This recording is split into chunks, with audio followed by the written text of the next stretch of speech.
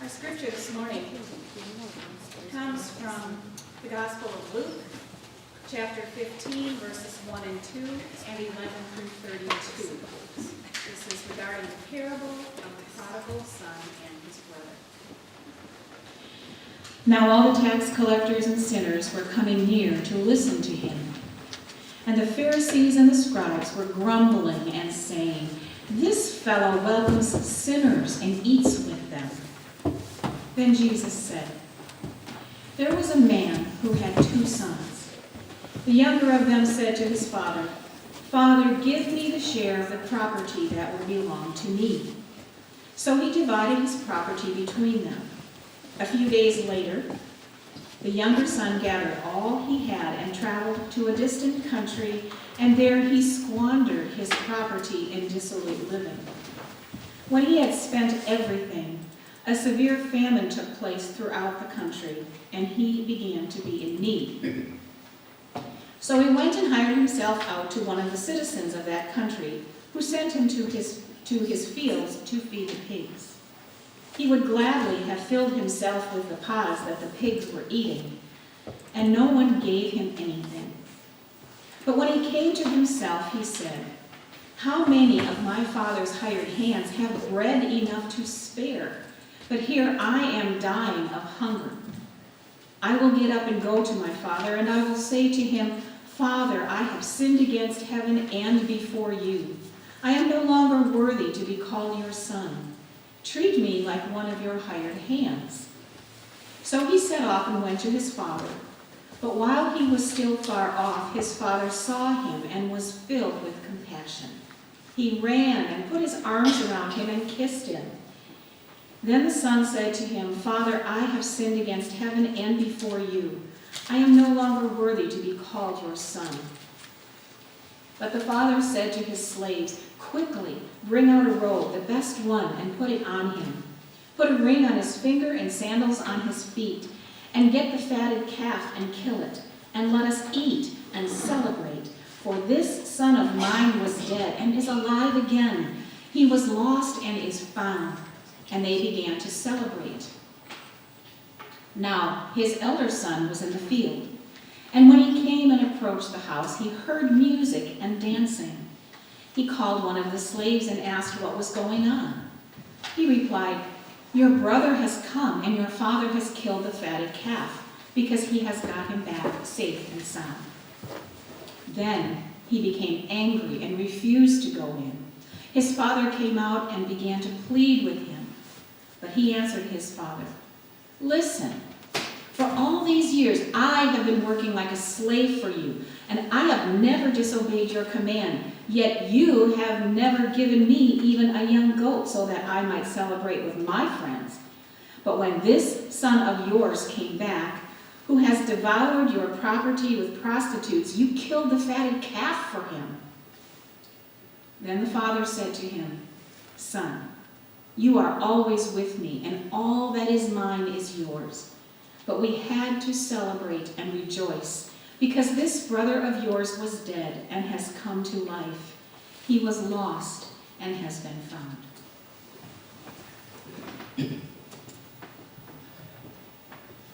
Thank you, Karen. Is that the scripture? Yes. I just want to read that first. I love just verses 1 and 2 from this. Now all the tax collectors and sinners were coming near to listen to Jesus, and the Pharisees and the scribes said, "This guy welcomes sinners and he eats with them. Thank you, God, that you welcome us and eat with us. Oh my goodness, we're so glad." All right. Let's start with the question. This passage is traditionally called the parable of the prodigal son, but there could be 2 other titles. There could be the parable of the resentful brother. Anybody identify with that brother? I know I do as a sister. I'm the resentful sister. Or another title is the parable of the forgiving father. I like that title, because this story is about the reckless love, the extravagant love of a parent for a child.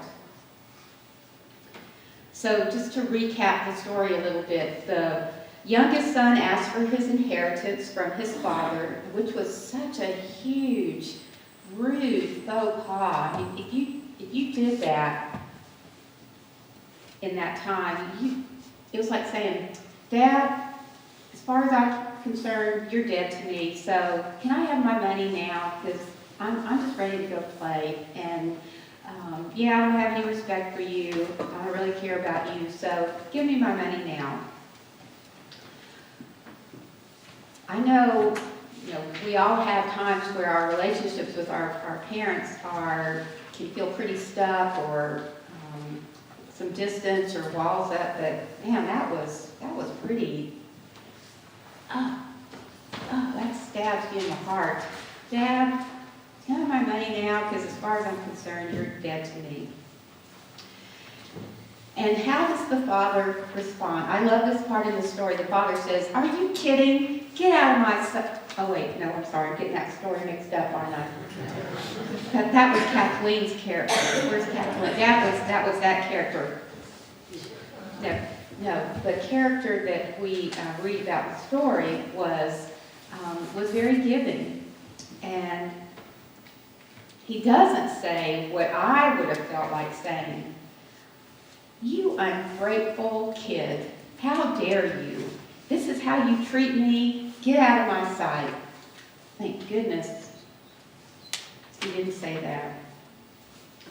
Because God is the generous, extravagant giver, as this father was in this story. And maybe the son didn't deserve the inheritance. I mean, he didn't, really. He felt entitled. He felt like, you owe me, so give it to me. And he was very insulting. In my opinion, what he deserved was a good kick in the pants. But I wasn't asked, so I'm going to go and be grateful that in the story, the father responds with grace. I love that word, grace. And we know the rest of the story. The son squanders this wonderful gift. His dad knows he has to get this out of his system. He has to do this. So the son squanders his gift. Sounds very pathetic. And then he comes to his senses and he realizes, I can stay here and the pigs are eating better than I am. And this is not the kind of life I want. And I never thought about this until this time that I was preaching on this story. I always thought that, this is my take on it, that the younger son was genuine and like, boy, I've really messed up. I want to go back to my dad and apologize. But this week, the way I'm reading the story is actually that the son is saying, how can I get back? I can get back in Dad's good graces. I better act really sorry, because I'm just desperate to get back to my dad's house. Maybe that's not the way it was, but that's the way I kind of heard it. Was he sincere in wanting to apologize to his father? Did he really care about his relationship with his father and what he had done? Or was his thinking about an apology just a self-serving scheme? I'm not sure. You can think about that. And guess what? It doesn't matter, because the father doesn't care if it's a self-serving scheme or anything. He just has been hoping every day. I can just imagine him down at the gate to his property every day, looking in the distance. Is he coming back? I wonder if he's going to come back. Is he back? I can just imagine every day. And so one day he's out and he sees somebody coming. And he hopes it is his son. And he does what no self-respecting father would ever do in that culture. He runs to him. He runs to him. In a culture that really emphasized honor. It was a shameful thing to do, to run down the road to your son or daughter who had been so disrespectful and who had done the things this son had done. But he's so happy that his son is coming home, that he runs to him and welcomes him with open arms. And he puts a ring on his finger, which is a sign that relationship has been restored. That would have been a sign in that culture.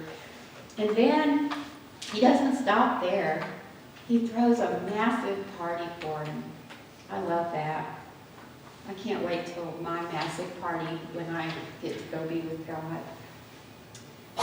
There'll be lots of cats there, by the way. But then the older son, the one I identify with the most, hears about the party, hears that his brother's back from his servant. Hey, what are you doing with that calf? Didn't you hear your brother's back? We're going to kill him and we're going to have a big party. What? Are you kidding me? That's not fair. That's what I would have said. I would have stomped my foot. That's not fair. I have worked so hard on this farm all these years, and I have honored my father. I've never talked back. I've done everything he wanted me to do. I didn't get a party. Where's my party? I know that resentment. And you know what? I know resentment tends to stem from wanting what somebody else has. I don't have it, you have it, I want it. I'm not satisfied with, I'm not grateful for what I have. So, what makes it even, the older son can't even say his brother's name. He says, Dad, that son of yours, can't even say his brother's name. He's so hurt. So the older brother admit, I worked so hard for you and I've never had a party. And what I hear in that, it's not really about, I want a party. It's, Dad, I want a close relationship with you. I want that connection with you. I want that sense of being welcomed by you. And for some reason, he hasn't felt that with his dad. And it sounds like this is the kind of dad that offered that. But maybe this older son, with his resentments and his doing things, because I'm supposed to. Anyway, he wasn't able to experience his dad. And I don't think the gifts that his dad offered in terms of grace and love and acceptance. And so his dad says to him, but I thought you knew that I felt that way about you. I've given you everything. You've never had to want for anything. You've never had to work for it. It's always been a gift to you. My love has always been a gift to you. And the older son just didn't get it. I hope he got it later. We don't know. I hope he got it later, but that resentment can just put up such a wall, and then we lose out on so much that God has to offer us. Anyway, so there was a celebration, and then Jesus doesn't tell us how the story ends. He leaves it very open-ended. And we don't know if the younger son had really genuinely changed and was truly sorry, or if the older son got over his resentment and started to feel a sense of inclusion and loved and accepted, not for what he thought he was supposed to do, but just for himself. But it's good that Jesus left the story, I think, unresolved, because at different times in our life we can identify with the different characters in the story. Sometimes we're going to be able to identify with the prodigal son, and sometimes with the older son, and sometimes with the loving and forgiving father. So what I hope you'll do this week is think about just stop and be quiet and reflect and think about, which one are you? Which character are you in this story? Are you the younger son?